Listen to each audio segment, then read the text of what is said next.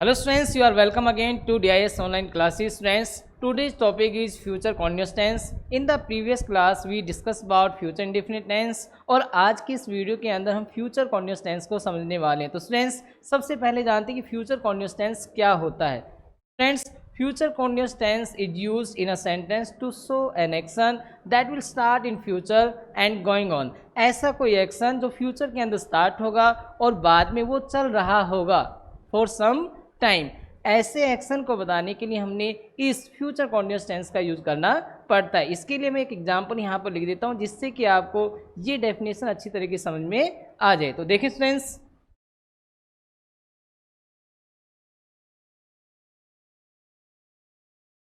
I shall be watching the TV at 10 AM tomorrow. That's the example, that's the sentence of future continuous tense कि कल 10 बजे मैं TV देख रहा होगा। काम कब होगा? ये फ्यूचर में, और फ्यूचर में कॉन्टिन्यूसली चल रहा होगा। कब तक चलेगा ये नहीं पता, लेकिन स्टार्ट कब होगा? 10 AM पर, और ये काम आगे तक चल रहा होगा। तो ऐसे ही सेंटेंसेस के लिए हमने फ्यूचर कॉन्टिन्यूअस टेंस का यूज़ करना पड़ता है। अब स्टूडेंट्स बात करते हैं इसकी हेल्पिंग वर्ब्स की, और एक हेल्पिंग वर्ब तो मैंने यहाँ पर लिख भी दी, क्या? Shall be. तो देखिए students, what are the helping verbs of future continuous tense? Shall be, will be. Friends, shall be is used with I and we, and except to I and we have to use will be with he, she, it, you, they and others. shall be का use I V के साथ, और I V को छोड़कर बाकी जो he, she, it, you, they हैं या फिर अदर सब्जेक्ट्स हैं, इनके साथ हमने will be का यूज करना पड़ेगा। अब बात करते हैं what the verb we have to use। देखिए friends, verb V1 plus ING, इसके अंदर क्योंकि कॉन्टिन्यूअस चलेगा और कॉन्टिन्यूअस बताने के लिए कोई भी सेंटेंस के अंदर हमने V1 प्लस ING का यूज़ करना पड़ता है। तो same verb V1 plus ING का यहाँ पर हमने यूज़ करना पड़ेगा। स्टूडेंट्स, आगे चल के हम इसके स्ट्रक्चर्स जो होते हैं उनको पढ़ने वाले हैं। तो what are the structures of future continuous tense? तो देखें यहाँ पर structures of future continuous tense. Number first, affirmative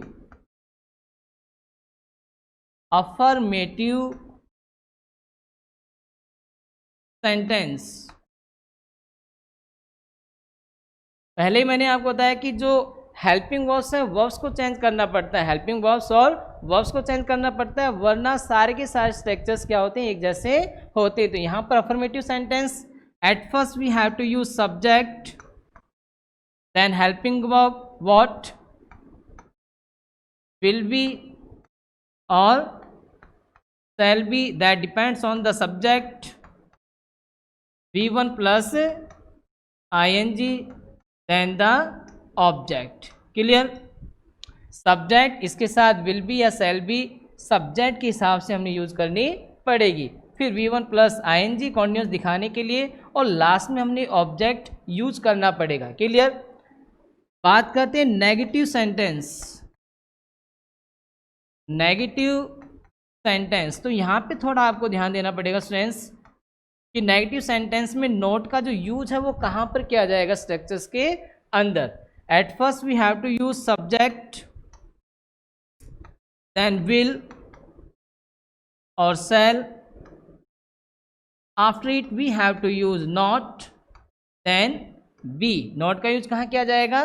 will या शैल और बी के बीच में, इनके मिडल में नोट का यूज करना पड़ेगा। काफ़ी स्टूडेंट्स गलती क्या कर देते हैं? विल बी, शैल बी और इसके बाद में नोट का यूज करते हैं, तो वो स्ट्रक्चर क्या होगी? गलत होगी। We have to use not in the middle of will, shall and be. Clear? इसके बाद वही V1 plus ING and in the last object. That is the structure of negative sentence in future continuous tense. अब बात करते हैं हम interrogative sentence. Number third, interrogative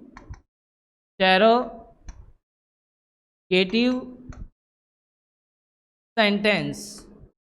तो पहले मैंने आपको बताया कि जो इंटरोगेटिव सेंटेंसेज होंगे उनमें सबसे पहले हमने हेल्पिंग वर्ब्स का यूज करना पड़ेगा। तो यहाँ पे हेल्पिंग वर्ब क्या है, विल, शैल, और उसके साथ क्या आएगी, बी। लेकिन थोड़ा सा ध्यान क्या देंगे, विल शैल के जस्ट बाद में सब्जेक्ट आएगा और उसके बाद में बी का यूज किया जाएगा। तो देखिए students, will, then shall, then subject,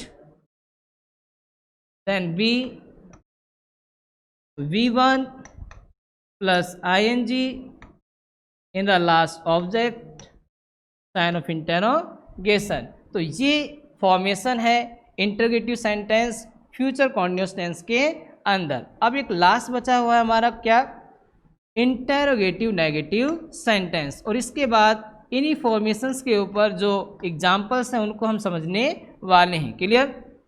तो अब हम पढ़ेंगे interrogative negative sentence. Interrogative negative sentence.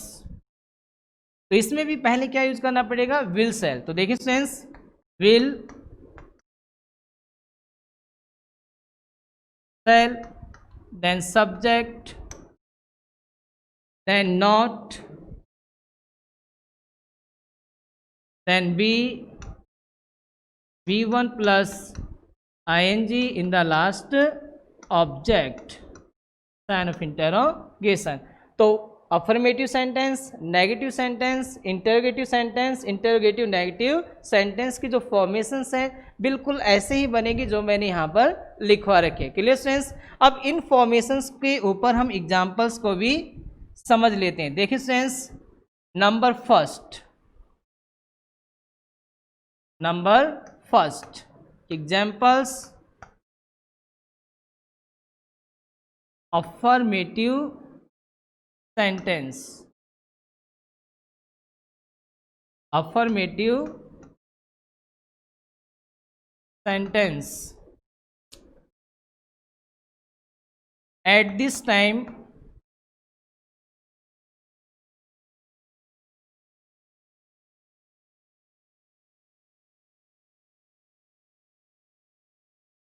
tomorrow,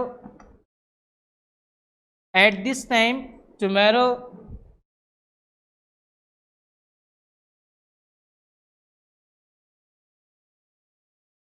I shall be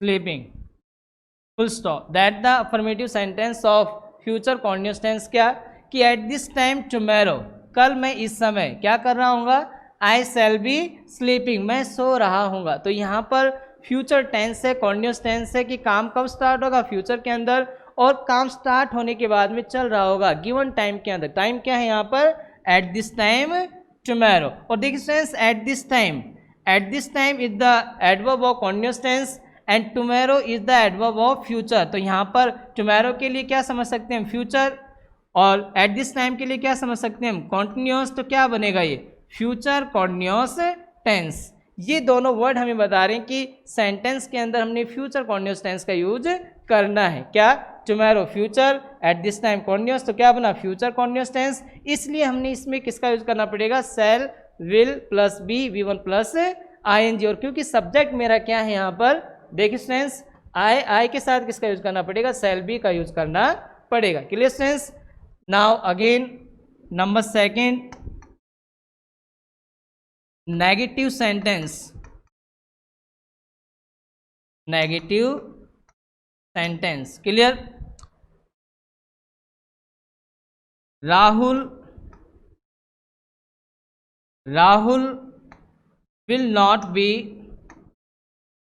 will not be flying a kite Rahul will not be flying a kite at 2 p.m. tomorrow. At 2 p.m. tomorrow. तो students क्या बात है कि Rahul 2 p.m. और कब? Tomorrow. तो यहाँ पर 2 p.m. टुमारो किसको दिखाता है? फ्यूचर को। और काम इस सेंटेंस के अंदर क्या हो रहा होगा? चल रहा होगा। तो किसका यूज करना पड़ेगा? फ्यूचर कॉन्टिन्यूअस टेंस का यूज करना पड़ेगा। क्या बात है कि राहुल कल 2 बजे एक काइट फ्लाई नहीं कर रहा होगा। तो नेगेटिव है, नोट का यूज हो गया। और इसके लिए हमने विल बी और सेल बी का यूज करना पड़ेगा। और नोट का यूज विल, सेल और बी के बीच में किया जाएगा। राहुल यहाँ पर हमारा सब्जेक्ट था, तो विल और बी का यूज हमने यहाँ पर किया। Clear students? ऐसे बाकी जो नेगेटिव सेंटेंस हैं उनको भी आप प्रिपेयर कर सकते हैं फ्यूचर कॉन्टिन्यूअस टेंस के लिए। अब बात करते हैं number 3, interrogative sentence. Number 3, interrogative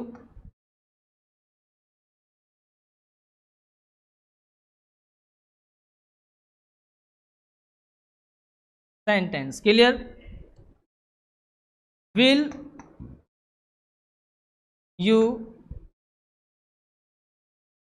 you be drawing a painting? Will you be drawing a painting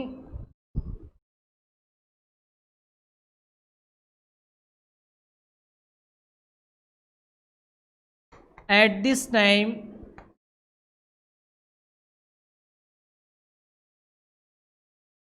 tomorrow? Clear? क्या बात हुई कि क्या तुम कल इस समय एक पेंटिंग ड्रॉ कर रहे होगे? तो इसके लिए हमने विल, सेल, इसमें से विल का यूज करना है क्योंकि सब्जेक्ट क्या है? यू। इसके बाद बी आ जाएगा जैसे कि स्ट्रक्चर में हमने पढ़ा। उसके बाद V1 + ing, then object, in the last sign of interrogation. Clear? Will you be drawing a painting at this time tomorrow. और बिल्कुल ऐसे ही जो अपना लास्ट अगर यहाँ पर हम देखें तो बचा हुआ है क्या? Interrogative negative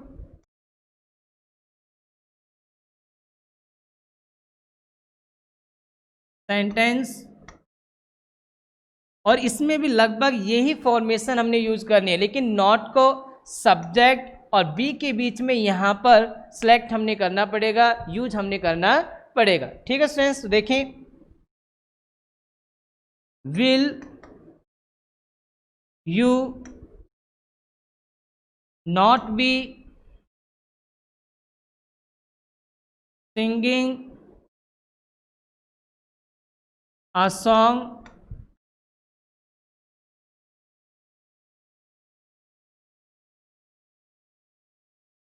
at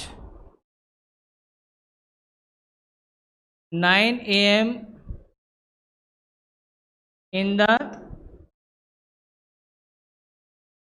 concert? Clear? कि कोई प्रोग्राम है म्यूजिक का और क्या तुम 9 AM जो आपका प्रोग्राम है उसमें कल 9 AM इन द कॉन्सर्ट, यहाँ पे 9 AM के साथ हम यहाँ पर टुमारो को भी यूज करेंगे। ठीक है स्टूडेंट्स? यहाँ पर ध्यान दें, 9 AM tomorrow in the concert, कि आपका जो कॉन्सर्ट होगा 9 AM पर कल, क्या आप उसमें गाना नहीं गा रहे होगे? तो इसके लिए हमने interrogative negative future continuous tense का यूज़ करना पड़ेगा। और विल है यहाँ पर, तो सब्जेक्ट हमने क्या लगाया? यू, और यू के साथ विल। इसके बाद यू और बी के जस्ट बीच में क्या आ गया? नॉट। फिर वही इसके बाद V1 + ing, देन ऑब्जेक्ट, और उसके बाद में क्या आ जाएगा? Sign of interrogation. तो students, these are the formation and the examples of future continuous tense. Now we will talk about the correct usages of future continuous tense. अब जैसे कि एडवर्ब्स की अगर हम बात करें तो कुछ एक एडवर्ब्स जैसे eight this time, at the moment, clear, ऐसे जो एडवर्ब्स हैं हम कॉन्टिन्यूअस टेंस के और किसके साथ, टुमारो के साथ, नेक्स्ट डे के साथ, फॉलोइंग डे के साथ मिक्स करके फ्यूचर कॉन्टिन्यूअस टेंस में यूज कर सकते हैं। अब बाकी इसका जो अपना यूजेज बचा हुआ है इसको हम पढ़ने वाले। तो देखिए students, what are the correct usages of future continuous tense. Correct uses, clear? Number first, that's very simple, as that's the definition, to show an action that will start in future and going on for some time, कि ऐसा action जो start कब होगा, future के अंदर और कुछ समय के लिए, थोड़े समय के लिए चल रहा होगा।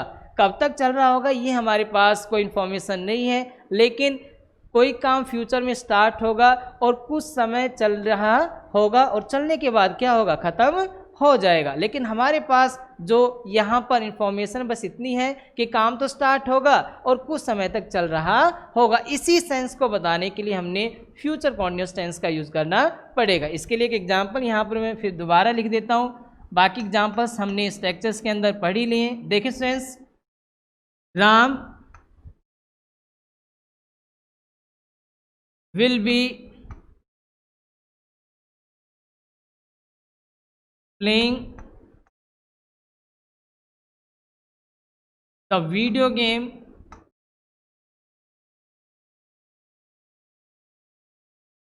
Ram will be playing the video game at this time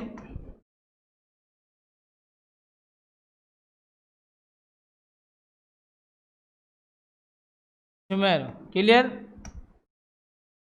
कि राम कल इस समय वीडियो गेम खेल रहा होगा। क्लियर? तो यहाँ पर राम सब्जेक्ट, इसके साथ हमने विल लगाया, फिर वही V1 plus ing then object, that the affirmative sentence, so we have used here full stop. And at this time, same अभी पहले भी मैंने इसका आपको जिक्र किया था, at this time continuous, tomorrow क्या है, फ्यूचर, तो दोनों मिलकर क्या बने, फ्यूचर कॉन्टिन्यूअस टेंस। और हमने इसी को देकर will be V1 plus ing का यहाँ पर यूज किया है। नाउ यूजेज नंबर सेकेंड क्या है ये, दिस इज द कॉम्बिनेशन